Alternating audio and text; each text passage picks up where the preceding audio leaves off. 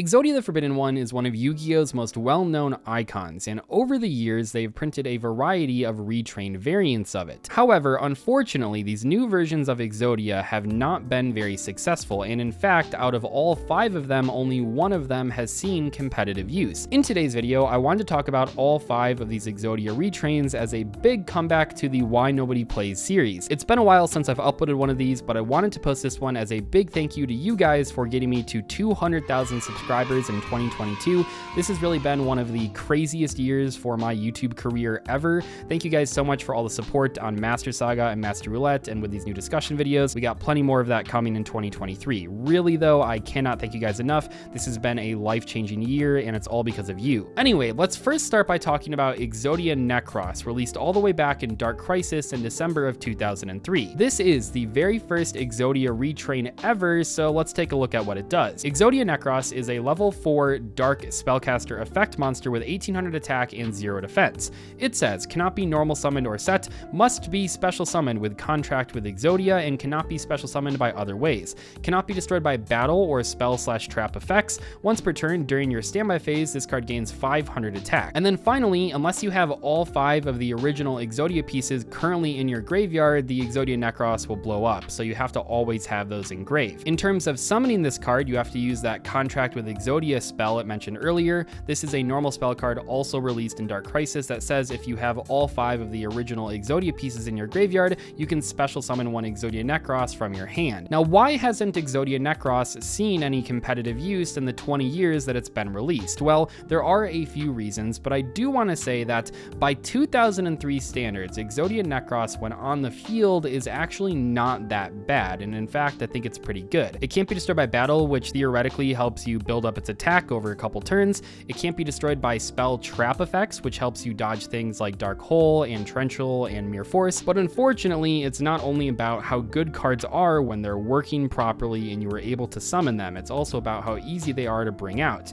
And Exodia Necross, while not impossible to bring out, is not that easy either. Now, when it comes to putting 5 Exodia pieces in graveyard back in 2003, what are players doing? Well, you could try to use Painful Choice. You know, if you happen to draw that, you could use that to send 4 pieces and then add the 5th one to your hand. You could also search the pieces over the course of a few turns with Sanguine and Witch and then discard them with cards like Wing Blast or Regeki Break or whatever. But that's only the first third of it, because now you have to get the Exodia Necross in your hand and the spell card in your hand, and while the Exodia Necross is searchable kind of by cards like Witch, of course, the spell card isn't really like that, so you have to just hard draw that. Yeah, back in the day you had draw power like Pot of Greed and Graceful Charity, but it was pretty tough getting all 5 pieces in the grave and getting the spell card and getting the Exodia Necross and not having your opponent stop you while you were assembling all those pieces. Despite having several cool ideas, Exodia Necross unfortunately never saw competitive play, and I think it's mostly due to that terrible summoning condition. A few years later, in 2006, we got Exod, Master of the Guard, which was the cover card for Structure Deck Invincible Fortress.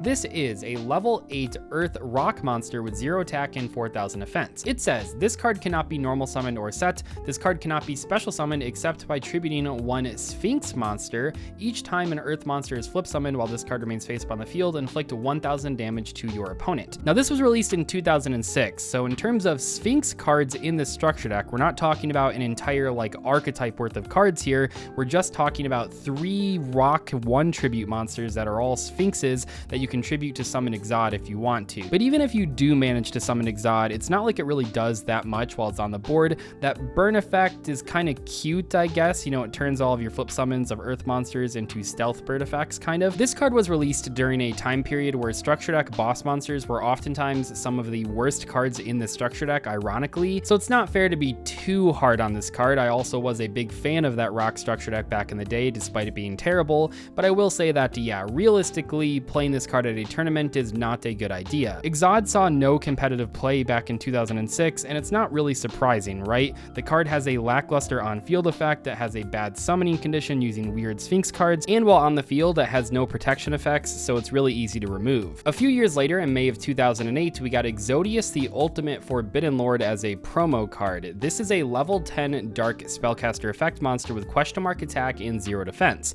It says cannot be normal summoned or set, must be special summoned from your hand by shuffling all monsters in your graveyard into the deck, and cannot be special summoned by other ways. When this card declares an attack, send one monster from your hand or deck to the graveyard. This card gains 1000 attack for each normal monster in your graveyard. If this face-up card would leave the field, banish it instead. If there are 5 different Forbidden One cards in your graveyard that were sent there by this card's effect, you win the duel. Now, this plan of attacking 5 turns in a row to win with its effect is obviously not very good, and even back in 2008, people were having a pretty hard time winning with this card. So what's interesting about Exodius is that this did end up being the only Exodia retrain to see competitive play, but it wasn't for many years, and I do mean many, like almost a decade. The reason that Exodius wasn't played immediately and it took a few years was because this card is good with Xyz monsters and Link monsters, cards that didn't even exist back in 2008. First, this is an easily special summonable level 10 monster, which does work okay in a couple different decks that want to summon rank 10s, like rank 10 train strategies. Second though, and definitely more important, this is the easiest way to recycle all the monster cards in your graveyard with pretty much no setup.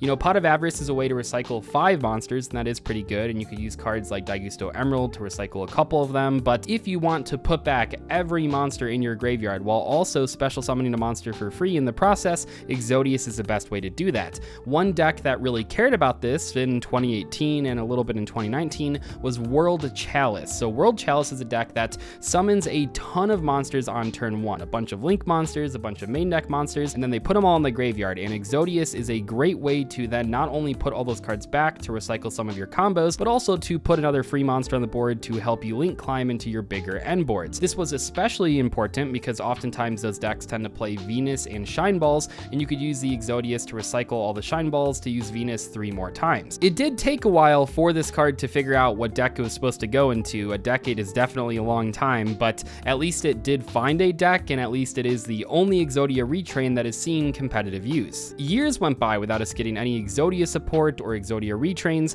but finally in 2016 we got the legendary Exodia incarnate in Legendary Dex 2. This is a level 10 dark spellcaster monster with question mark attack and 0 defense. It says cannot be normal summoned or set, must be special summoned from your hand by tributing one Forbidden One monster, and cannot be special summoned by other ways. This card gains 1000 attack for each Forbidden One monster in your graveyard, unaffected by other cards' effects. Once per turn during your main phase, add one Forbidden One monster from your graveyard to your hand. When this card is destroyed by battle and sent to the graveyard, you can reveal any number of Forbidden One monsters in your hand, and if you do, draw 1 card for each. It's important to note that this card was released alongside Obliterate, a new continuous trap card that says you can target 1 monster on the field, send 1 Forbidden One monster or Exodia card from your hand or deck to the graveyard, and if you do, return that target to the hand. If this card is sent from the spell and trap card zone to the graveyard, you can target 1 Forbidden One monster or Exodia card in your graveyard, add it to your hand. You can only use 1 Obliterate effect per turn and only once that turn. Obviously, Obliterate is meant to be comboed with the legendary Exodia incarnate. You're trying to use the trap card to put the pieces in the graveyard for the incarnate's effect to hopefully win the duel.